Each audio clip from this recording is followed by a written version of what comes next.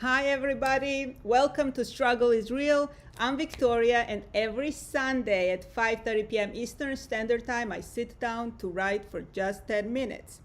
And we do this in order to let our brains rest, reboot, let's to speak, from any deadlines you have, any work you're doing, regardless if you're academia, regardless if you're a student or real novel writer. Just today, for just 10 minutes, just write about like random prompts that I prepared, and let's have fun together. And today's guest is Amanda, who's a writer. Hi, Amanda. Hello, everyone. Nice to meet you. I write literary fiction, and I also write academic writing. Amanda, so with this 10 minutes, we're trying to overcome the writer's block. Yes. Or some kind of stagnation. You know, we can write for some time, and then I have trouble with consistency and also focusing. So, what is your experience when you have such challenges? Yes. So I don't have the same struggles with writer's block that I hear a lot of my writer friends talking about. I don't tend to have the problem where I just cannot think of what to write, and I think the reason why is because I only write the things I feel pulled to write. I never force myself to write something if I'm not feeling like writing that thing. So I try to be in touch with where I am in the moment and what I feel like putting my energy into, and then that's what I do. That's awesome. Yeah. Thank you for sharing, because we want to know as many different variations of writers and writing as it is possible. That's so good to hear. It's like you write with a muse. Your muse is coming into you, yes, and you go with the flow, yes, right? Yes. That's awesome. Actually, I do that. I've done that very primitive poetry, and I feel that pull. Like I feel that knowing. Yeah. And with poetry, it's always, playing and a little bit easier for me. But when it comes to real like fiction and actual work, that does not come with muse. I mean, it does, but it's such a small paragraphs that it's not enough for me to create like a big chunk of work. So I've utilized a lot of advices from writers like Margaret Atwood. I keep talking about her because she has this master class. I haven't done it yet, but she keeps saying you become writer by writing. And also when you sit down, your first draft, you gotta write as if this never was, as if nobody will ever read this, and it's never gonna see the daylight. It has to be so truthful and raw. And today is the weekend of Valentine's Day. Yes. And I was thinking maybe we can talk about love and romantic love and different kinds of romantic love, because there's so many of them. And I prepared 2 prompts, and we'll see what Amanda thinks about it. One will be like, what is your favorite, who is your favorite fictional couple? And then the other will be, who is your favorite real life couple? So I think we can say a little bit. What do you think? You want to say who's your favorite fictional couple? My favorite fictional couple, I don't know. The first people that jump to mind are Heloise and Abelard. I don't know if you know who they are. It was like a monk in the very, very, very, very long time ago, and he had a love affair with a nun. I mean, this is how the story goes. I love this. They were writing letters back and forth to each other in secret, and there is they were very, especially Eloise was very devoted to Abelard, and they have their own graves together in the cemetery, that famous cemetery in Paris. Did they ever materialize their romantic love? Did they date actually, like physically? I mean, it was not allowed, of course. Yeah, so there is no historical record that anything actually happened, as far as I understand it, but there's a lot of theorizing and rumors about what maybe happened between them. It's so beautiful and romantic, and such romantic love doesn't need to have physical connection, but I do hope for them that they had some fun. Yes, yeah. I hope so too. What about your real life?